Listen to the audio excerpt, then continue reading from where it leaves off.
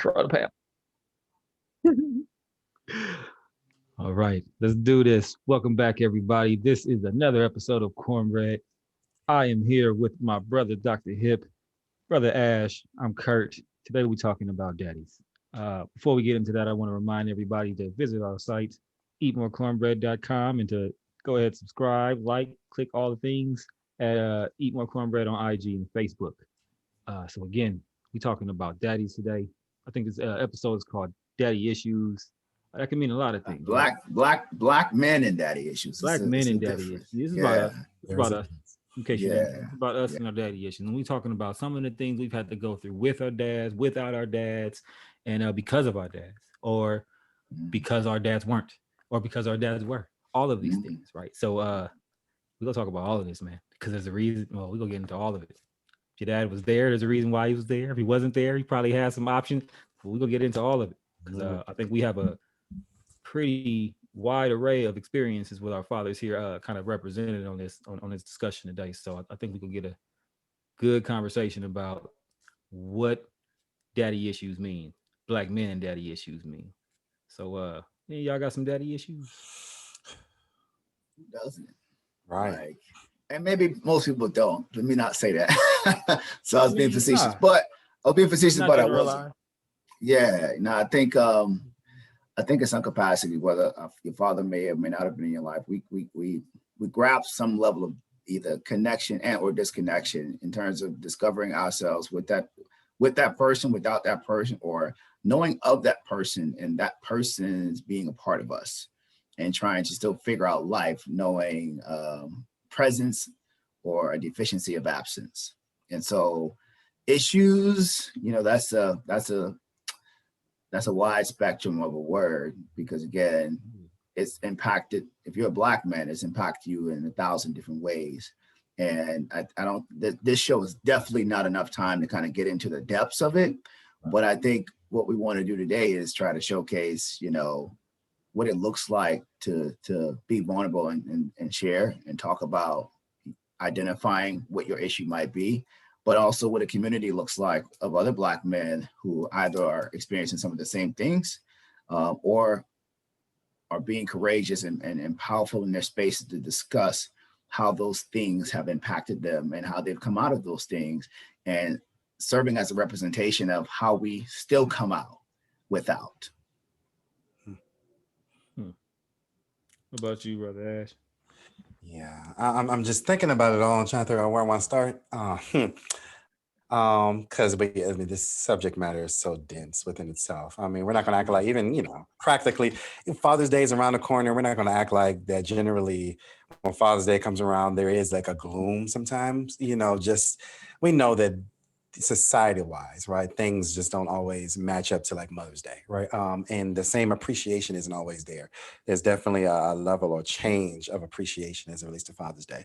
But for me personally, like as it relates to father issues, I've had them. Like I think my father being, just giving a short layout of my life and story, and hopefully help someone else. But my father's been in my life, and my father I've noticed to be more of growing up a very silent figure, right? So while his presence was there, he was a man of few words, right? And so honestly, it left me to kind of find and navigate this scape of life, manhood, kind of on my own, right? And trying to make this thing up in myself. And so for me, there was a lot of frustration there because it felt like there were things that could have been talked about, things that could have been passed on that I could have avoided, or I felt like it took me longer to grasp hold, but if his voice was there, then maybe I could have gotten here a little sooner, a little quicker. And I had to come to a space, and honestly, when in my relationship with God, I had real conversations with God about it. I'm like, look, I'm mad, I'm frustrated, but the Lord had kind of had to tap me on the shoulder. It was like, listen, first and foremost, I'm your father, right? And while he's being your father, I'm your father as well. And I have been here navigating your life, and giving you wisdom and direction. And to deny me and my presence and my wisdom is to deny the fact that you have everything you need, right? And so if you have everything you need, then you can release him of what you think he should have not done, right?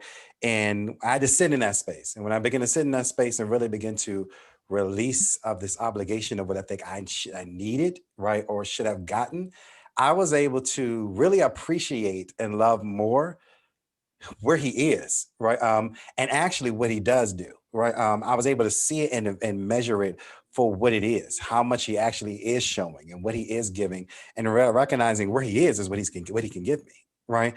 And how much that is actually valuable and how much that's a lot for him, right? And appreciate the level of where he is, right? And accept that. And so that's kind of been my journey and my trip in this. And when, I have my moments, but nonetheless, with that, it's kind of balanced me out to kind of really appreciate it more. And in the space of my life, there's a greater sense of appreciation, a greater relationship that's there. And even as I grow up, he's become more vocal in certain aspects, which is awesome. But at the same token, and learning how to, even though I'm a man now, right, not to be like, well, I'm a man and I can do da da da da, how we do, right? But learning how to still humble myself and listen, because that's daddy, right? And then one day he's not gonna be here, right? He is not going to be here. And then what I do with that, right? So learning how to accept what I have, try to grow what I can grow and what's in my power to grow, and appreciate what I have while it's here. So that's kind of my story with it.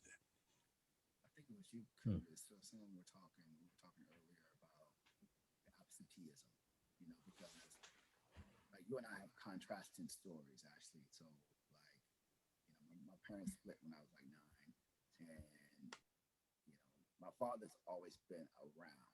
Now, whether he's been directly in my life or not, that's depending on the day. But he's been around, and his children knew of him, and he knew of us. But there was a choice to be absent that was applied. And I always say, like, a lot of the absenteeism is the reason that I got a grasp on life a lot earlier and started being able to make my own decisions, which I'm appreciative of, because again, I started seeing very early, like you just mentioned, maybe where he was, and the fact that he was there in the space that he had his capacity to do whatever or not. That's where he was, and that was the limitations, or that's what I accepted at the time, right? And realizing that the absenteeism is more so what the missing link was for me. Not necessarily tangibilities, not necessarily even showing me or leading me down any path necessarily, but it was more so the decision made to not be active, when it comes down to respect and how I view manhood and how I view training manhood for my own son as to the notion of what it means to just be there, whether he knew what to do or not, or whether he was going through life on his own terms or not, the willingness to say, I created a life and I'm going to be accountable for this life in all aspects of how I can. Not, I'm going to do everything and try to figure it out and be everywhere. Not that, but just the basics of I'm responsible. So let me create a pathway to showcase the tenets at minimum, and so those were some of my voids that I felt like I would have loved and appreciated having, just being able to see and get a forecast of life. I'm sure I was going to make my own decisions anyway, and I'm sure with my mindset I was going to do what I wanted to do anyway. But I think as men, particularly young Black men, we don't know what we don't know. So I think our fathers are our first tier landscape to what is and what isn't. Even if we find out later some of the intricacies of what it's really going to be, like, we're due that trajectory. And I think that's the piece for us that becomes our deciding factor in making and breaking us in our decision making, because most of us sometimes don't even get that in terms of due process of the parent-son exchange.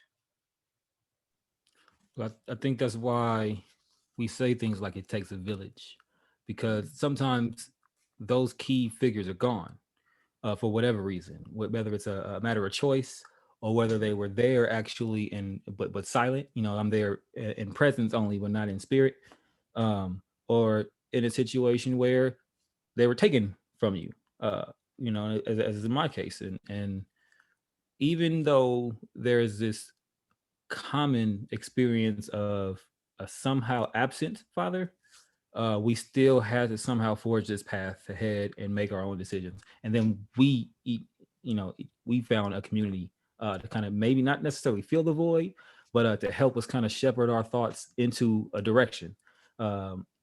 and we were wise enough to kind of seek that. We saw what deficit we had. We didn't get the previous guidance that comes from being a dad. These are things that I'm learning now as I'm teaching my children. I'm like, oh, you know what? The crazy thing is, if I had known a lot of these things, just like you all said, we would be probably a lot further than we are. But I think that goes into a very horrific history here in America. What happens to Black fathers? The very finite amount of opportunities that leads to things like mandatory minimums.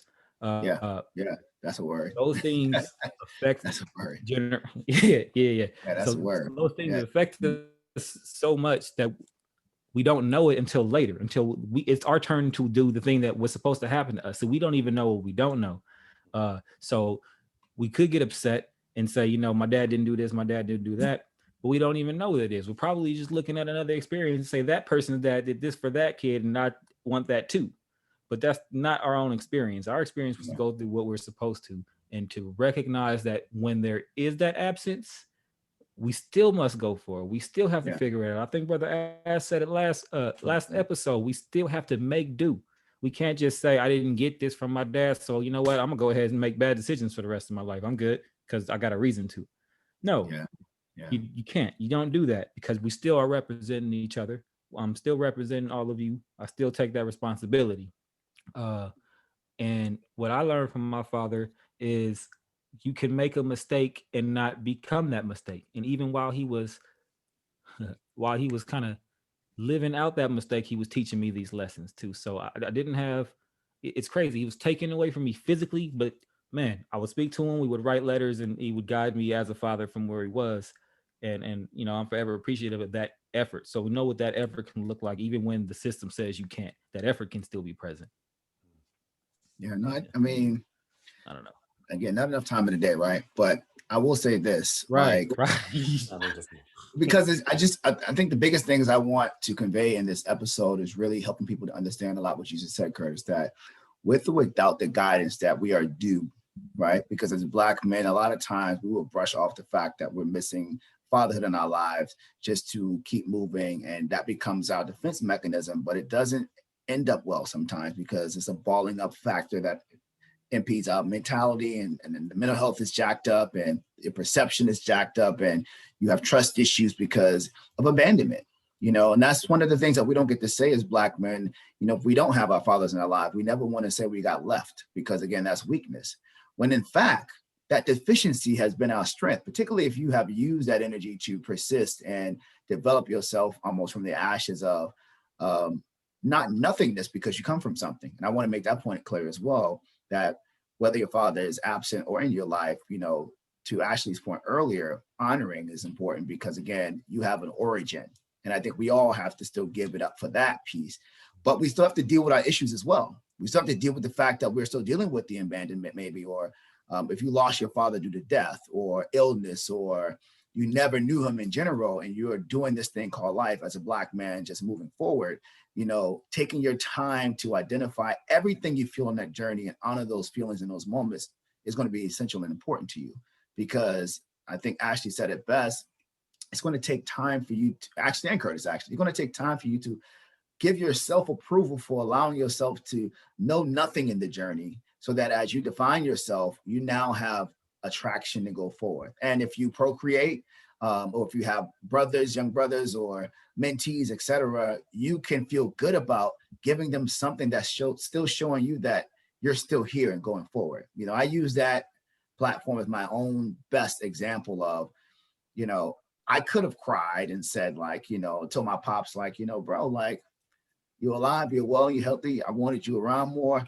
But, you know, he had his own life and has his own life. And I think at the end of procreation, the responsibility is to bring the life here, right? To raise and parent is to honor your legacy. So those are different responsibilities that everyone doesn't have up here mentally to know how to do that. You know, like you said, Ashley, they do what they know how to do at their capacity. And we have to give a space for that. It ain't right. We don't always have to just agree with that, but I think we have to give awareness to that. Just like for us, you know, in my own grooming of my own son, like I have a lot of deficiencies I can use as examples of what not to do, but I'm still discovering as well. And will my example or options or direction be the right or wrong path for him? I can't say, you know, and I'm present. So we have to give grace for that space of just the unknown when it comes down to being present or absent, because we have a lot of people that didn't have a father who are amazing in life. We have a lot of people who had a father that are horrible in life because they don't have certain grasps they need to actually be a man and do those things. So we almost damn if we do, damn if we don't, right? But at the same time, I think it's just self-reflecting on whether you had presence or not. How did it impact you, right? Ask yourself that question and answer the question, right?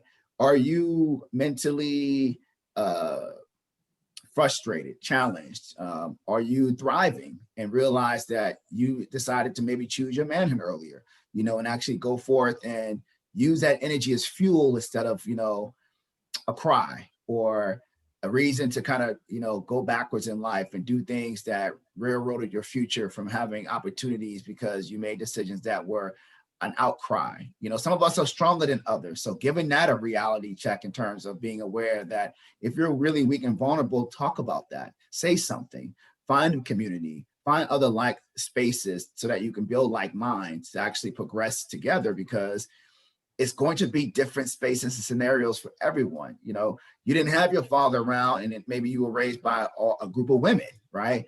And how your perception on strong women, you know, has been your forefront from, you know, needing anything from a man that didn't and wasn't there or available to raise you, and how your honor system just goes to that, where you are now eliminating out that access pad to allow that person to ever have space to give you tutelage, despite when that may come in your life. So we're impacted by so many things. And I think it's just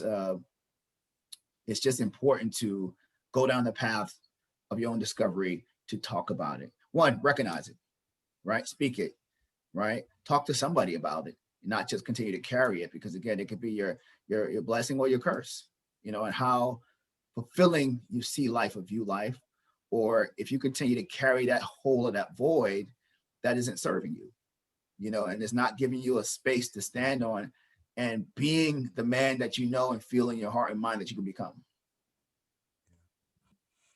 I want to say that the ball is in your court, along with what my brothers are saying.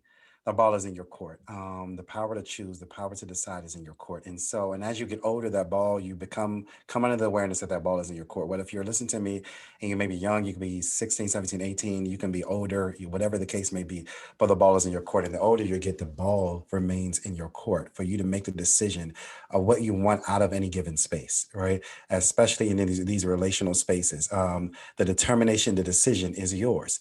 If your father is in your life and the relationship is turbulent, right, the ball is in your court, right? And granted, there's a personal responsibility on both ends of the fence, but you don't have to sit on the side of, well, he should do this and he should, but he may not, right? But you have, the ball is in your court, right? For you can reach out, right? You can have a conversation. You can make the decision. You can create a space, right? Because, and I do that, you know, sometimes I realize, well, he should be telling me this, and why should I not know that more this or that about my family and things like that. But when I just stop, well, maybe you just need to ask the question, right? Yeah. And I stopped and asked the question. I was surprised what I learned, right? I mean, I learned some things that I'm like, no wonder, right? I see the things that I see, the trauma that was there.